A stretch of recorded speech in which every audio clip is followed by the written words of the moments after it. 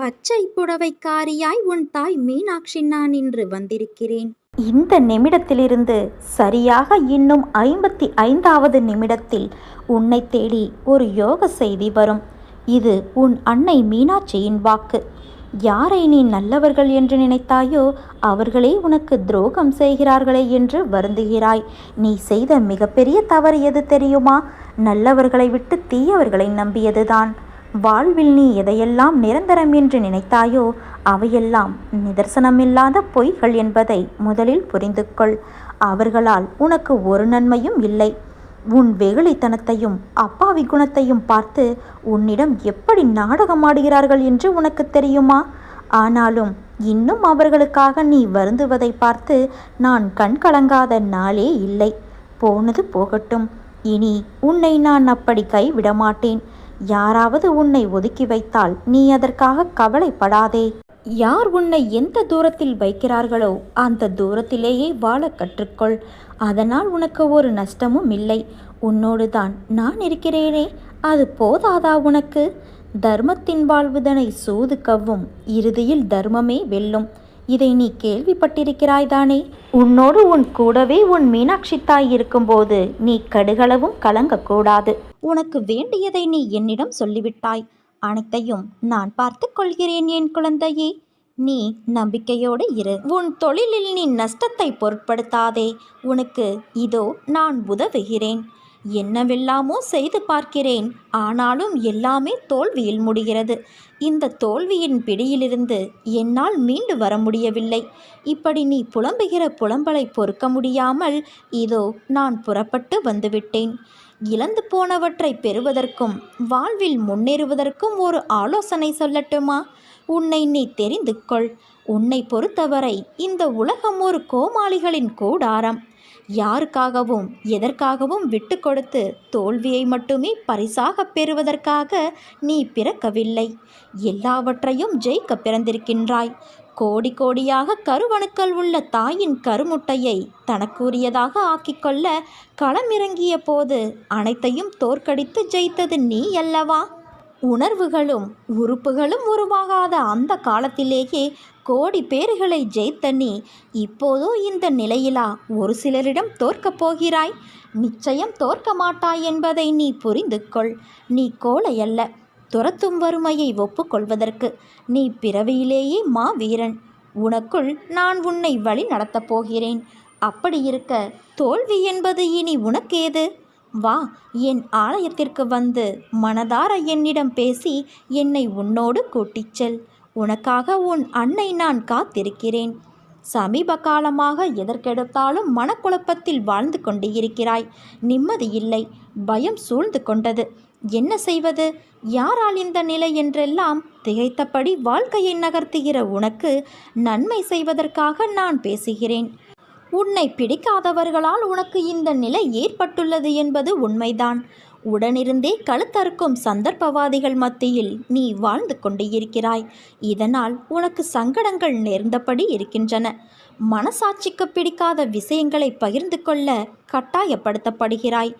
எது உனக்கு பிடிக்காதோ அதில் தள்ளப்படுகிறாய். உன் கைகள் கட்டப்படுகிறது.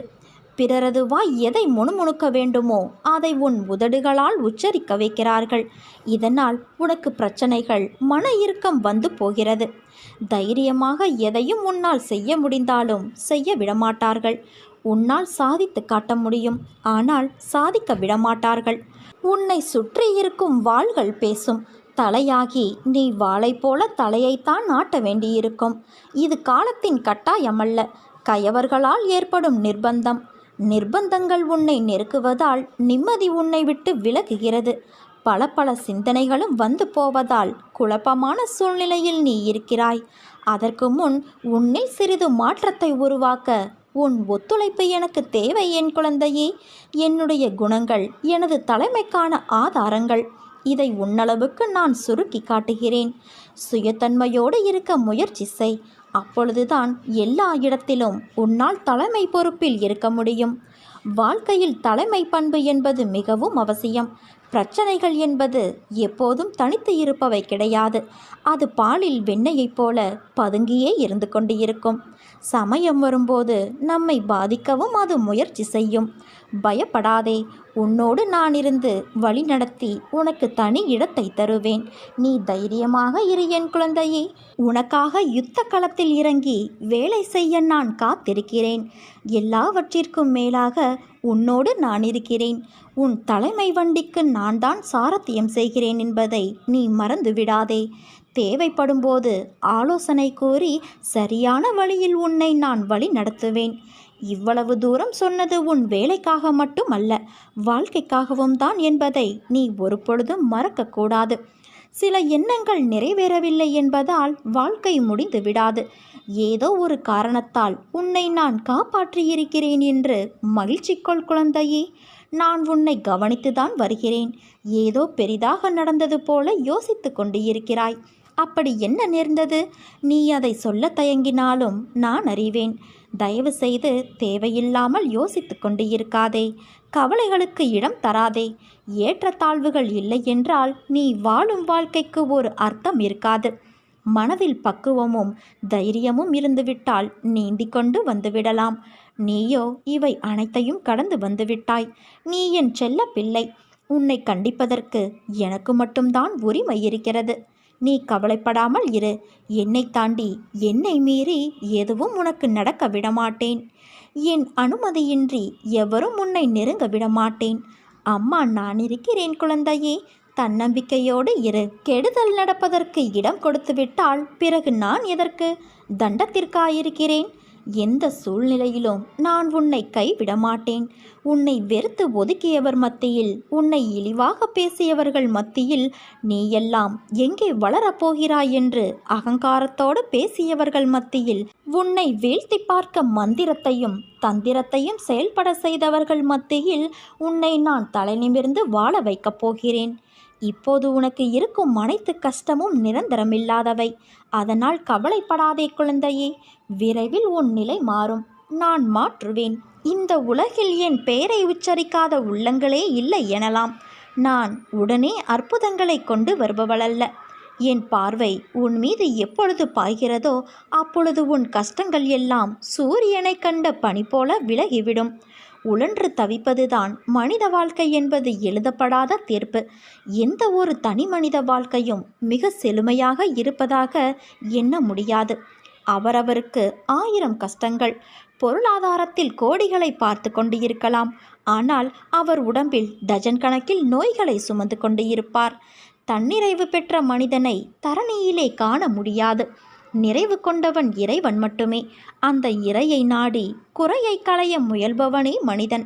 என்னை கருணையோடு பாருங்கள் அம்மா, உங்களை நான் வந்து தரிசிக்கிறேன் என்று சொன்ன வாயால் எனக்கு ஏன் இவ்வளவு பெரிய சோதனை?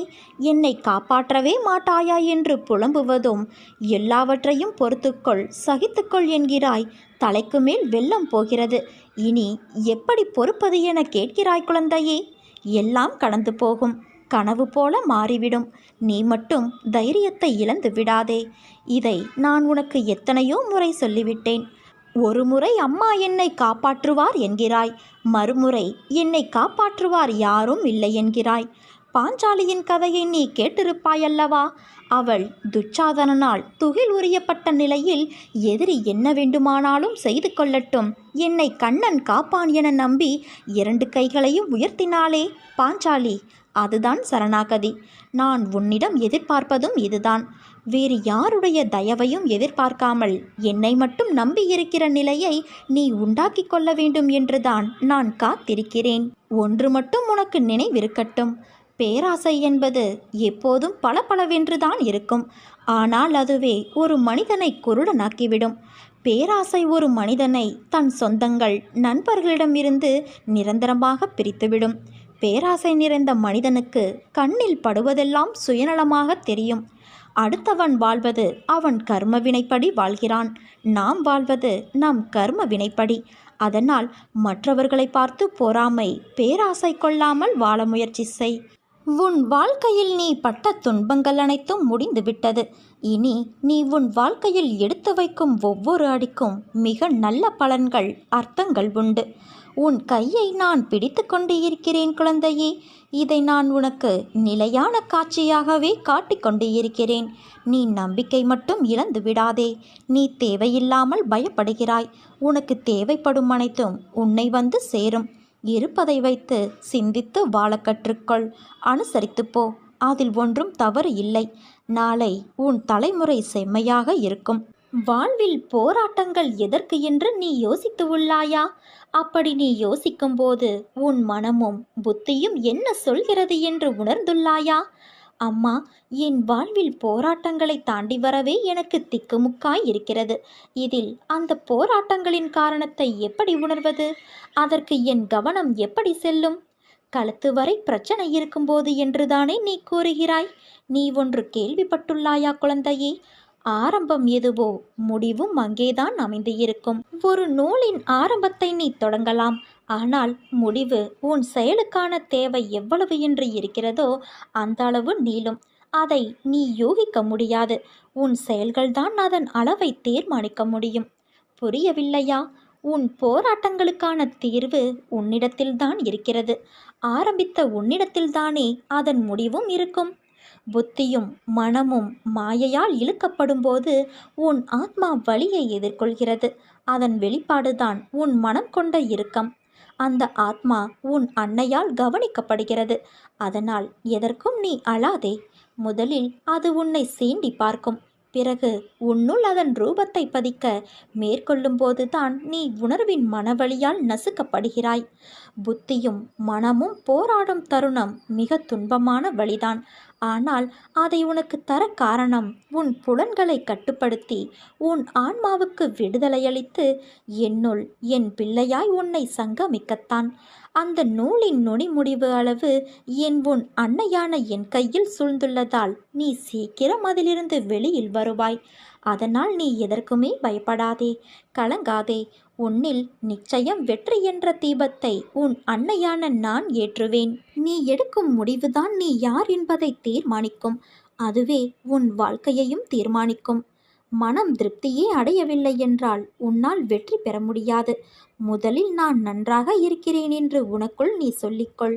அப்பொழுதுதான் நீ செய்யும் செயல்களில் உன்னால் கவனம் செலுத்த முடியும். உனக்கு இப்பொழுது இருக்கும் மனக்குழப்பத்திலிருந்தும் வெளியே வர முடியும். எந்த செயலிலும் முழு கவனம் செலுத்தும் போது மட்டுமே அதிலுள்ள நிறைக்குறையை புரிந்து கொள்ள முடியும். உன் எண்ணங்களை பொறுத்தே இந்த உலகத்தின் மீதான உன் பார்வை இருக்கும் என் குழந்தையே.